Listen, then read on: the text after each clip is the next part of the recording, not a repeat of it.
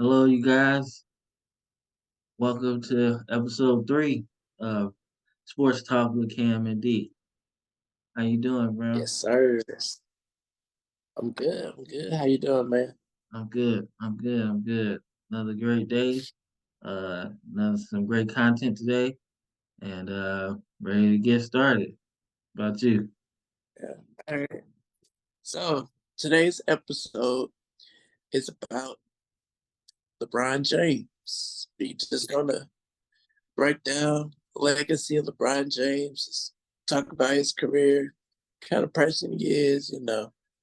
Today's big question though is where did he become King James? Was it in Cleveland or was it in Miami? That's the question we want y'all to focus on. Where did he become King James? Okay, that's a good question. Good question.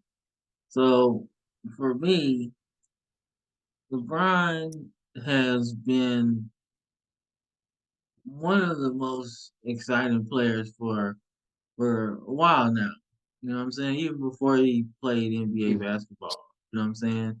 Like he was the Yeah, top prospect in like two sports, like the number one football player and the number one basketball player at one point. So he already was exciting, you know. So it's a great thing to kind of see where his career came from.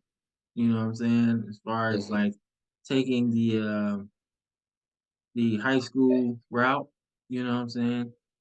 He was most definitely the most, successful, high school player. So Yeah, it's it's a great it's a really good opportunity to talk about him today. And when he started with Cleveland, he was already King James, right? But I felt like yeah, what kind of put the stamp on him being in King James is his time in Miami. Like when he was loved in Cleveland the first time, but I felt like he became King James when he became the villain. Like when you can play both sides of the coin, I think that was peak LeBron James, and like the the villain role was like really good for him. You know what I'm saying? You know, you lose yeah, to Dirk in 2011. You know, I think going through that and then joining the big three and not really not working the first year, I think that really kind of said, okay, I got to do my thing. You yeah, know, so I think it was Miami. That's when King James became King James. yeah. I definitely agree. I think it was Miami because when he was in Miami, that's when he really like opened up and really started to shine. Not saying that he didn't shine in Cleveland, but I think his time in Miami is when he really started to like open up, started to really shine. Like you said, playing that villain role is like when the skills really started to come out. You started to see the real athleticism in LeBron. This is when he really started to just show out. So I definitely agree. I got to say, in Miami is when King James started to show. But I also want to say, because, when you show that yeah, you King James, you still got to find a way to solidify that name so you can keep, King James. Now, I think him going to LA, where he is now, is where he solidified the name King James because you saw same thing he did in Cleveland is what he been doing in LA, been opening up, been shining. So I think his time in LA, which I think is not over because I do think he's gonna come back next season. I think he solidified his name in LA. So King James started in Miami, like you said, I definitely agree. It started in Miami, but I think he put the stamp on the King James name. Wow, in LA. Because see, if you see what he did in LA, like he broke all-time scoring record, so he number one up there. Like he climbed up that stat ladder, while in LA. So I really think, King James started in Miami. He put the stamp on it in LA. Not saying that in Cleveland he didn't, in Cleveland he grew, but in Miami is when he like opened up.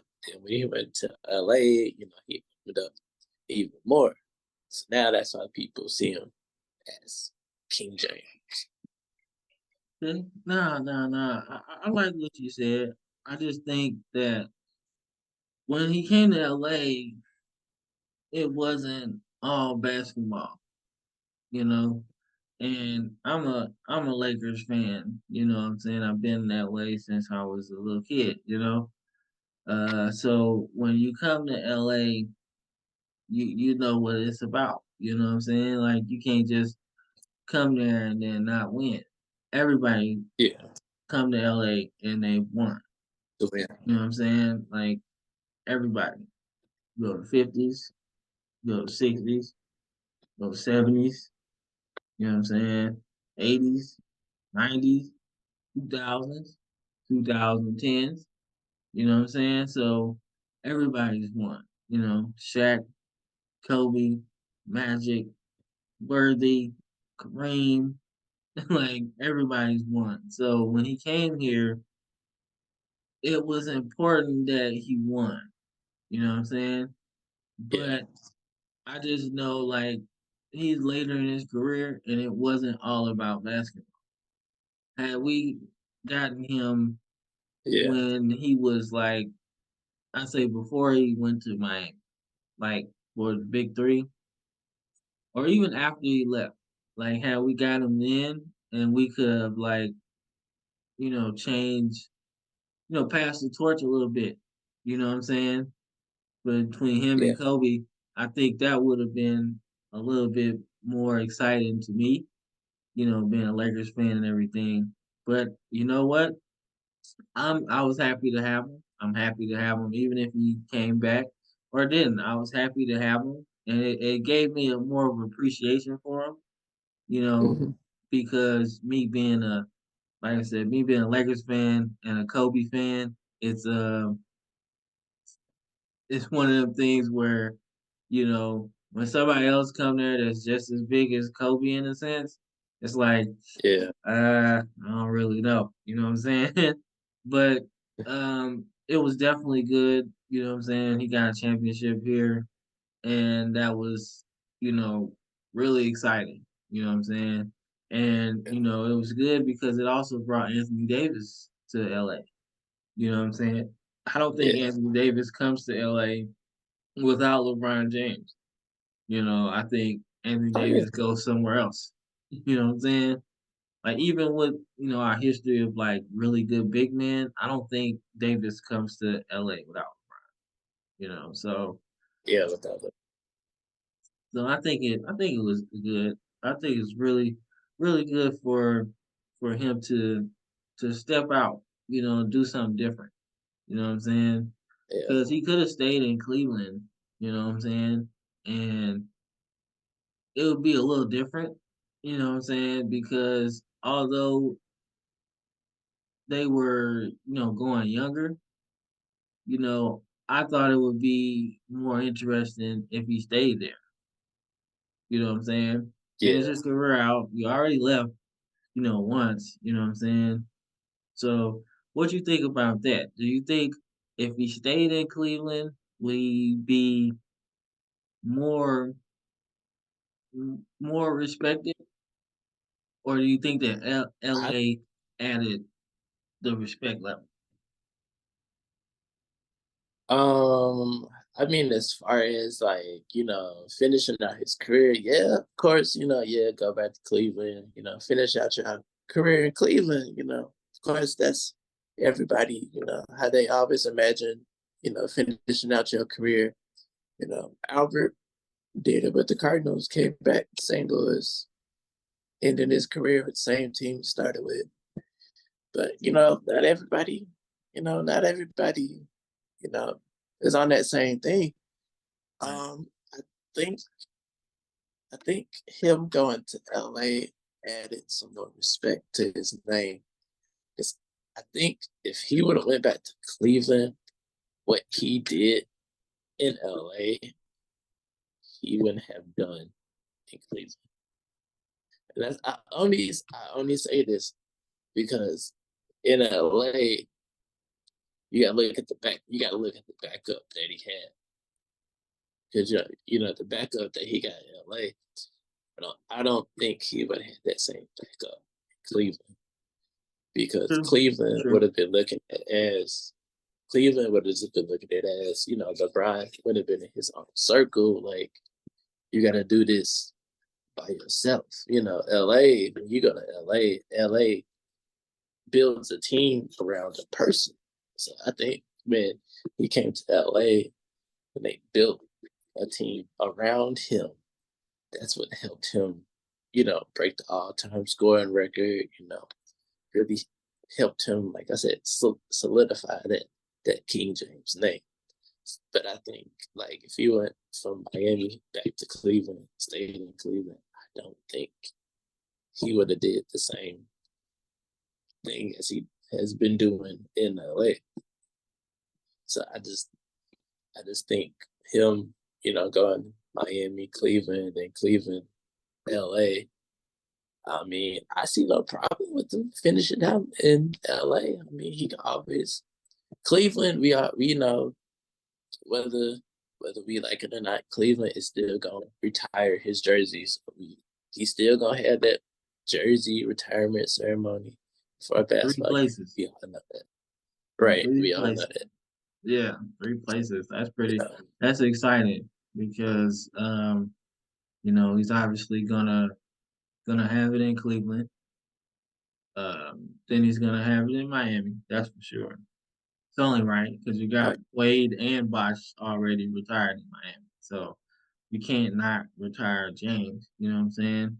Because I don't think it works without James. I mean, yeah, Chris Bosh and Wade would have been cool, but I don't think they could have won or went to 4 and won 2 without James. You know what I'm saying? So you got to retire him, and then I think the Lakers will retire his number.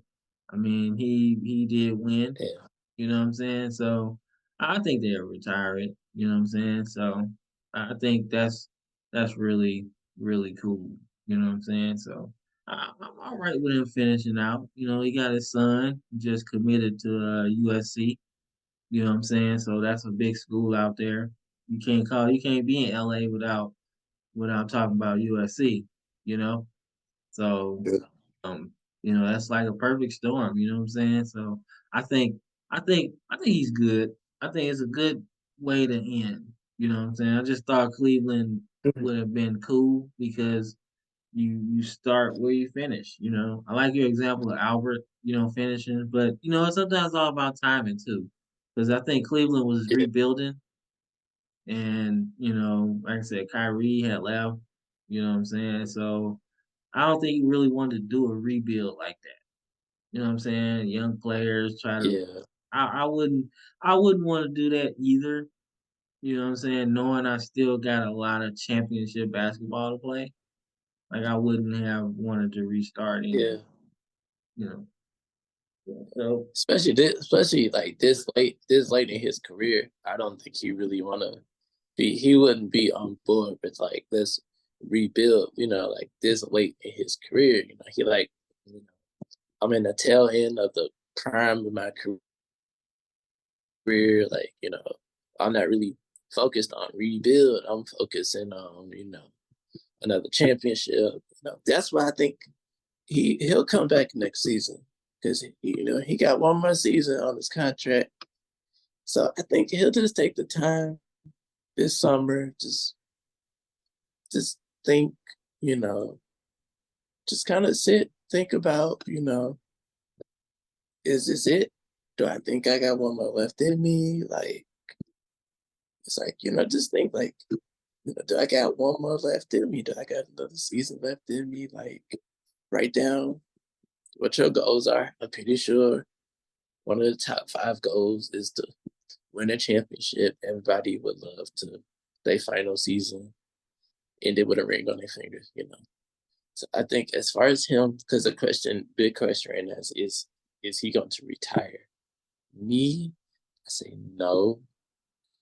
I think he's just gonna this summer he may take a little time away from basketball and then he'll come back, start thinking, you know, should I just go ahead, finish out this last one that I got on the contract, or is this it? As me, I see LeBron. LeBron is gonna be like, you know what? I still got one more left in me, so I'm gonna finish this last one out. You never know how it's gonna go. So I mean, plus I see the Lakers. Even if he tried to retire, I think the Lakers would try to talk him out of it because it'll be a more of a hey, LeBron, tell us what we can do to get you to finish this last season. You know, finish this last season and then purple and the gold. What can we do? You know, Yeah, I can see that. I can see him coming back. You know what I'm saying? I hope he does because um, we made a lot of good um acquisitions with with the trade deadline. Made a lot of changes to the team. You know what I'm saying? Some good, some bad. But I think a lot of the guys just need that full training camp. I think you see a different Lakers team next year. You know what I'm saying? Like I said, yeah, I think a lot of those guys carved out some good roles on the team, and they played their tails off to be just a bunch of people thrown together at the All Star break trade yes, deadline. You know what I'm saying? I think they made a lot of progress than maybe they should have. You know what I'm saying? And I yes, feel like that's a really really good assessment you made there, talking about him trying to finish out the right way. You know, yeah, and I think him coming back would be a good career move in my opinion, just because he's LeBron James. Like nobody should go out like that. Like getting swept nah, like that. I wouldn't like. You know what I'm saying? So I know LeBron James don't like that either. It's a bad taste yeah, to be getting swept like that. You know what I'm saying? Regardless of how it yeah, happened, it don't matter if the refs caused it, you caused it, whatever. Getting swept is not the way to go out. You the know. way to go. Yeah. So I trans. Because they would talk about it on Go ahead. Go ahead. Go ahead. because they were talking about it on Sports Center today while I was at work. And somebody brought that up. They was like, getting swept, on Florida, that's not the way to go out. There's like, especially, this is LeBron James we talk about. Like, LeBron James is not going to go out like that. Like, you talk about this man started, you know, Cleveland built a team around this 18-year-old, all-star. Then he went down to Miami, got his first 3 in Miami, came back to Cleveland, got another one. Now he solidifying the King James name in LA. They going out on for it. That's not LeBron. Like no. Yeah, so I definitely agree with you saying like this not how LeBron gonna go out. He don't want to go out like this. Yeah, I mean, like I said, he's a great player, and you don't want to go out like that. I watched Kobe last season. You know what I'm saying? That was rough. You know what I'm saying? That was rough to watch. You know, bad team. Kobe just giving his all like he always did. You know what I'm saying? So if you're on a losing team in your last season, I know that felt horrible. Even all the love you got, but Yeah, not. not getting swept in the playoffs. I don't like that at all. So speaking of the playoffs, obviously the Nuggets, going to the finals. Uh, how do you feel about the European players? How you feel about them? I think since the game is becoming more international, you're starting to see a lot of these players make some Or really make some good impact, man. Some big impact when they come in. Like I recall back in the day, it was the European players were the softies. Now the European players yeah, is out here they the like they doing their thing. So hardcore. right. So That, my question to you is, how you feel about those the European players now? Like Jokic and Doncic and um, how you feel? I like the fact that basketball now is getting very more international because it was always just that American sport. Everybody was from only in this country, only in America. Like you said, Europeans used to be looked at as softies. Now you get these hardcore European players. I feel if basketball was kind of like more international, like baseball is, how like baseball goes out, spreads out worldwide to find all of the good players, worldwide, not just from this country. But I know there are some basketball players, not just European basketball players. I'm pretty sure it's Dominican basketball players out there, Mexican basketball players out there. I just Puerto feel maybe Rico? if the NBA, Puerto Rico, yes. So I definitely think if the NBA kind of opens up its international bubble, then the game itself can really change. But like you said, as far as European players, like these European players, bro, are like they turn it Pretty hardcore. Like man. the guy that's on the Nuggets, the European player that's on the Nuggets, like he his name out there right now. People like he's one of the most hardcore European players to put on a uniform, hit the court. Yeah, You know, when I I saw like me some Jokic. I do. I like him a lot. like I watched a game between the Lakers and the Nuggets, and he was like deep hard, all on the Bron, like all 4 quarters. I was like, somebody is this hardcore, on the Bron, like putting pressure on the Bron like that. This ain't no European softie right here. So you talk Nah, man, about somebody, he's a banger. He's a banger for sure. yeah. You talk about you go toe to toe with LeBron for 4 quarters, like you ain't no European softie. Like, and I don't even So think it was. I don't even think it was that close. To be honest with you, like, they, like Jokic is one of the most talented European players in the NBA. Period. Like, he's that talented, and like I've seen like big guys run the offense. Like a Chris Webber. Like Chris Webber used to do that. He could run the offense through him, but the fact that you can have your entire system go through, a big one thing person. like this. Like this is, this is something that's like almost unheard of, for a guy to be your point man, your big man, and a wing player, all in the same thing. Like I was saying, that's like that gives me Dirk vibes. Like like it gives me Dirk vibes. I remember Dirk used to do that too. Like Dirk could do everything, then shoot it on you. Like that's the that's the yeah, crazy thing about it. Like he was like Dirk was back cold, man. Like Dirk was cold. I enjoyed him, man. Uh so we got on the playoffs, right? But I gotta know, what is your favorite era of basketball? favorite 90s, era of 2000s, basketball. you're a historic person like me, so you like the '60s with the old socks and the short shorts. You know, they out here Oh, just duking it out. You know,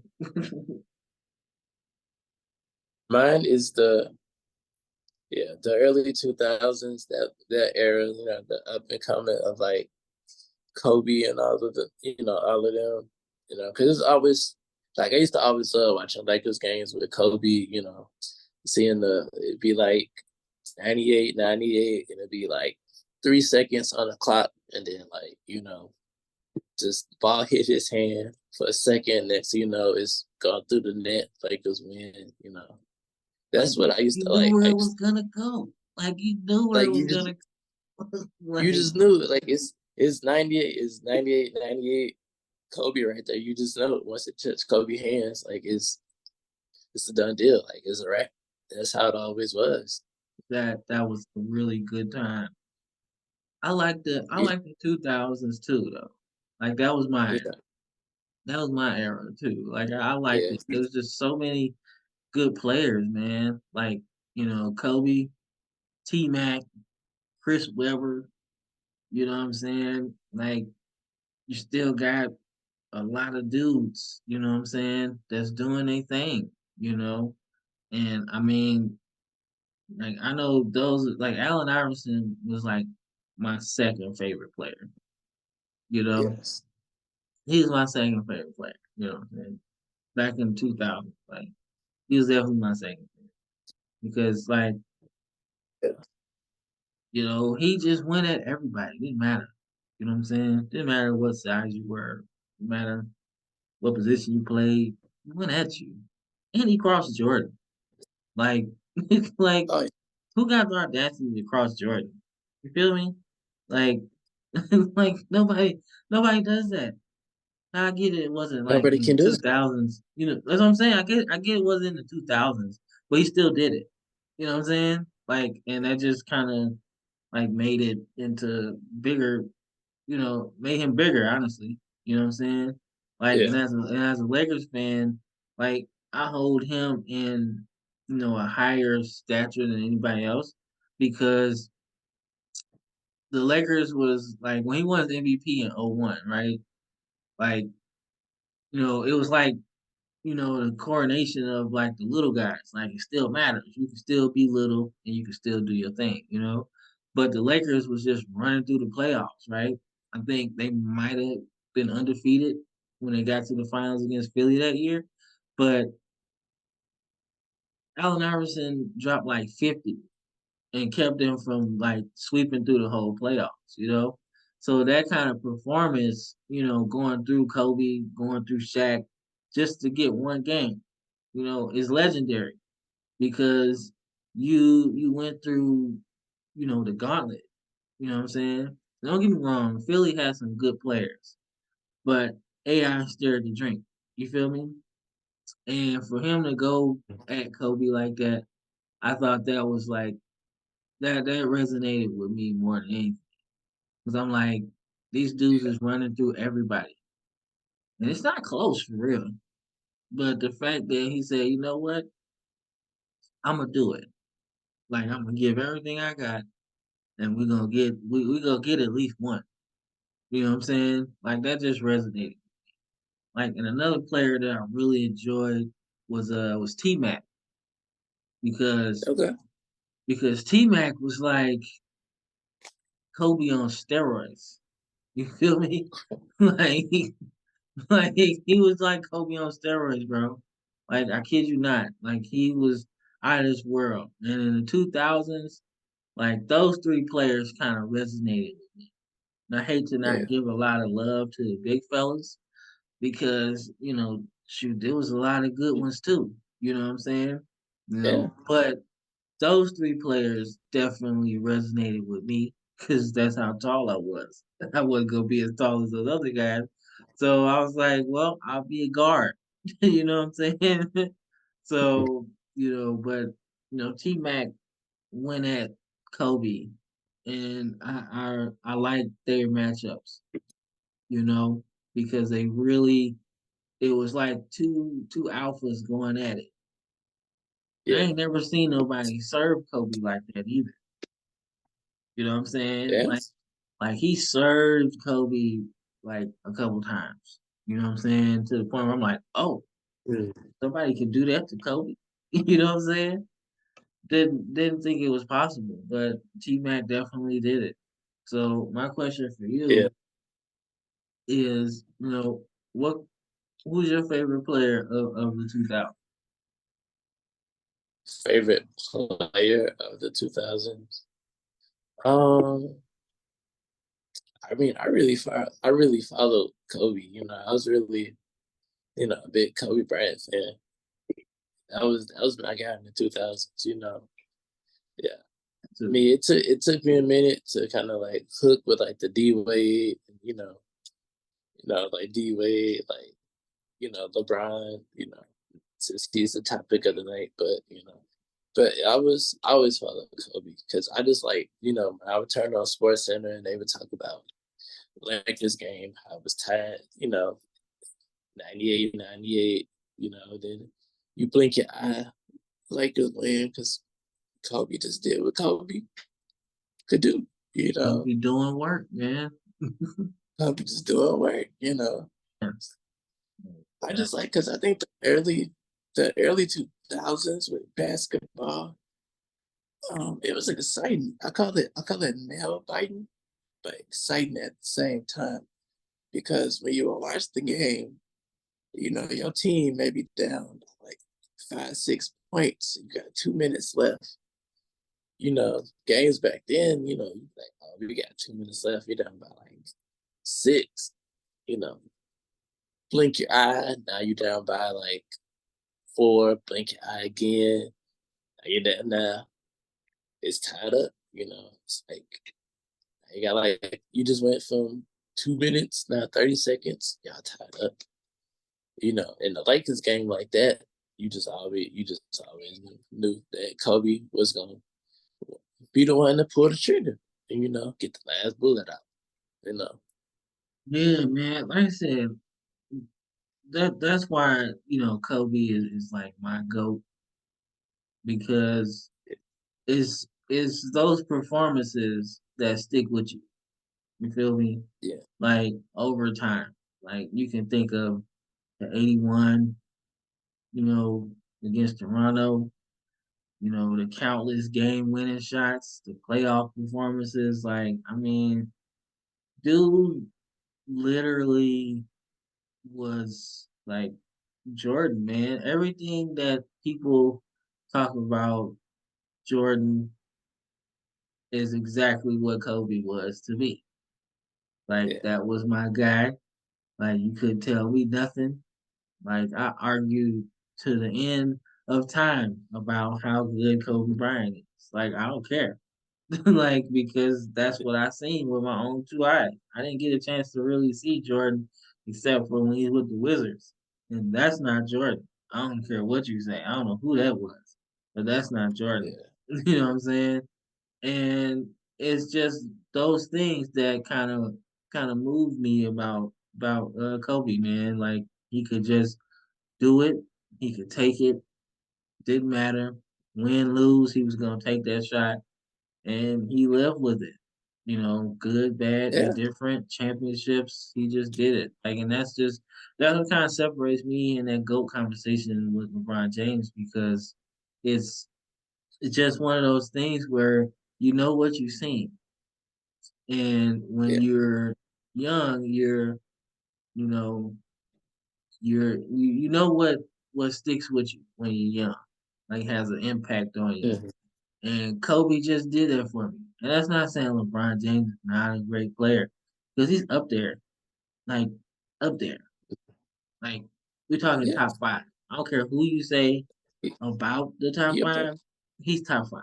LeBron James is top five. He up there. But Kobe for me is just number one. Like that's just how I feel. You know what I'm saying? Like he just like meant more to me growing up, and that just kind of stick with me. So, Yeah, because those. I like the other day I was thinking like, what's the most like iconic numbers, jersey numbers in sports? it. Anybody to tell you 24-8. You say what's 24-8? Kobe went from 8-24. So that's why I say two most iconic numbers in sports, 8-24. Because that's Kobe right there.